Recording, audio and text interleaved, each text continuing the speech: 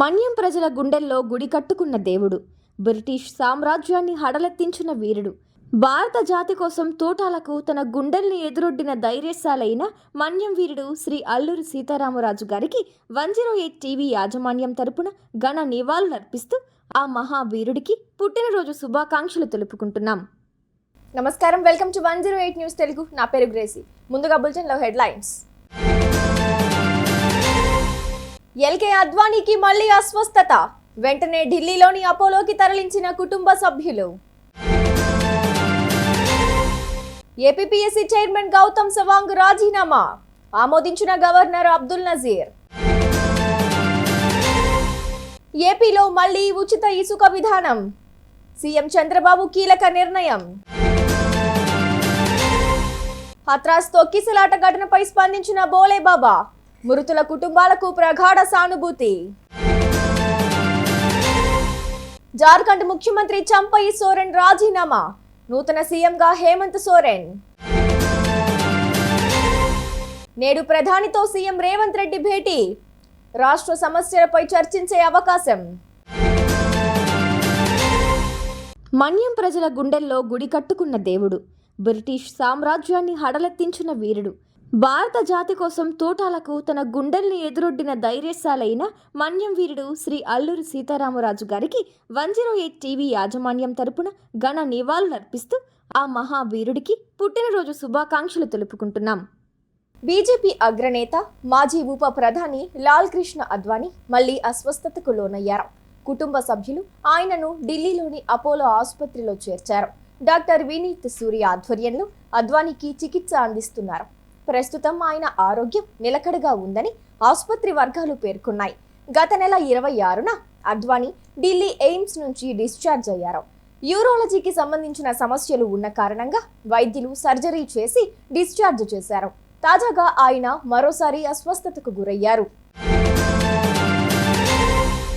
APPSC chairman Gautam Sawang తమ పదవికి రాజీనామా చేశారు. ఆయన రాజీనామాను గవర్నర్ జస్టిస్ అబ్దుల్ నజీర్ ఆమోదించినట్లుగా తెలుస్తోంది. గత వైఎస్ఆర్ ప్రభుత్వం హయాంలో ఆయన డీజీపీగా పనిచేశారు. 2019 మే నుంచి 2022 ఫిబ్రవరి వరకు ఆ పదవిలో ఉన్నారు.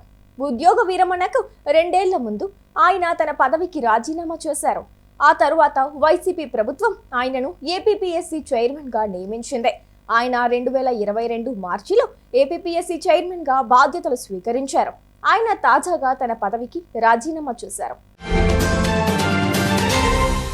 ఆంధ్రప్రదేశ్ ముఖ్యమంత్రి నారా చంద్రబాబు నాయుడు కీలక నిర్ణయం తీసుకున్నారు. ఈ నెల 8వ తేదీ నుంచి ఉచిత ఇసుక విధానం అమల్లోకి తేవాలని నిర్ణయించారు.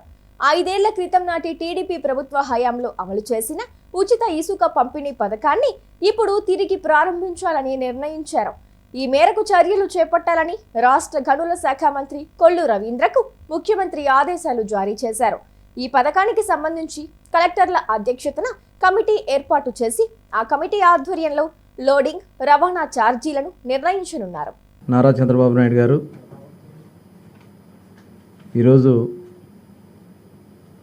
ఫ్రీ శాండ్ ప్రతి ఒక్కరికి అందుబాటులో ఇవ్వాలని నిర్ణయం తీసుకోవడం జరిగింది. దానికి తగిన విధంగా గైడ్లైన్స్ తయారు చేసుకోవడం, టోటల్ అవైలబిలిటీ రాబోయే 3 నెలల వరకు, ఎందుకంటే వర్షాలు సీజన్ వస్తుంది కాబట్టి ఈ 3 నెలలకి మనం ముందు టోటల్ గైడ్లైన్స్ కానీ టోటల్ దాన్ని ఎలా చేయాలనేది ఒక విధి విధానాలన్నీ కూడా తయారు చేసుకుని రమ్మని చెప్పడం జరిగింది. ఇది నిజంగా ఒక శుభపరిణామం. ఆంధ్రప్రదేశ్ రాష్ట్రంలో ఇవాళ కన్స్ట్రక్షన్ యాక్టివిటీ గత 5 సంవత్సరాలు పూర్తిగా నిర్వీర్యం అయిపోయింది, భ్రష్టు పట్టిపోయింది. ఆదాయంగా మరి పేదవాళ్ళని దోచుకున్నటువంటి రంగం ఏదైనా ఉందంటే ఈ శాండ్ వల్లే ఇది పెద్ద ఎత్తున జరిగింది. అలాంటి పరిస్థితులు మళ్ళీ రాకుండా ఉండాలి. ప్రతి ఒక్కరికి ఇన్ టైం అవైలబిలిటీ కూడా ఎక్కడ కూడా లేదు అనేది లేకుండా ప్రతి ఒక్కరికి అందించాలి. కన్స్ట్రక్షన్ యాక్టివిటీ నిరంతరాయంగా ఈ రాష్ట్రంలో జరగాలనేది మరి ముఖ్యమంత్రి గారి యొక్క ఆలోచన. దానికి తగిన విధంగా మరి కొన్ని గైడ్లైన్స్ కూడా మాకు ఇవ్వడం జరిగింది. ఎందుకంటే అక్కడ రీచ్లో మేము ఉచితంగా వారికి కావాల్సినంత తీసుకుని వెళ్ళొచ్చు. కన్స్ట్రక్షన్ సరిపడా ఎక్స్కవేషన్ కానీ ఇవన్నీ కూడా అక్కడ డిస్ట్రిక్ట్ కలెక్టర్స్ మానిటర్ చేస్తారు. దానికి సంబంధించి జిల్లా అధికారులు దానికి ఎలా చేయాలి ఏంటనేది కూడా వాళ్ళు అక్కడ చూసుకుంటారు. ఉత్తరప్రదేశ్లోని హత్రాస్ తొక్కిసలాటపై భోలే బాబా స్పందించారు. ఈ ఘటనలో 121 మంది భక్తులు చనిపోయారు. ఘటన జరిగిన ఒకరోజు తర్వాత భోలే బాబా ఓ ప్రకటనను విడుదల చేశారు. తాను వేదికపై నుంచి వెళ్లిపోయాకే తొక్కిసలాట చోటు చేసుకున్నట్లు చెప్పారు. ఈ ఘటన వెనుక అసాంఘిక శక్తులు ఉన్నాయని అనుమానం వ్యక్తం చేశారు. ఈ విషాద ఘటనలో ప్రాణాలు కోల్పోయిన వారి కుటుంబాలకు ప్రగాఢ సానుభూతి తెలిపారు. గాయపడిన వారు త్వరగా కోలుకోవాలని ఆకాంక్షించారు.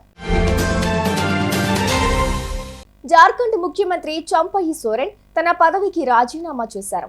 తన రాజీనామా లేఖను గవర్నర్ రాధాకృష్ణకు అందించారు. హేమంత్ సోరెన్ ఇతర నేతలతో కలిసి ఆయన గవర్నర్ను కలిశారు. రాజీనామా పత్రాన్ని సమర్పించిన అనంతరం చంపై సోరెన్ మాట్లాడుతూ కొన్ని నెలల కిందట సీఎంగా బాధ్యతలు స్వీకరించినట్లు చెప్పారు. హేమంత్ సోరెన్ జైలు నుంచి విడుదల కావడంతో కూటమి ప్రభుత్వం నిర్ణయం మేరకు రాజీనామా నిర్ణయం తీసుకున్నానన్నారు.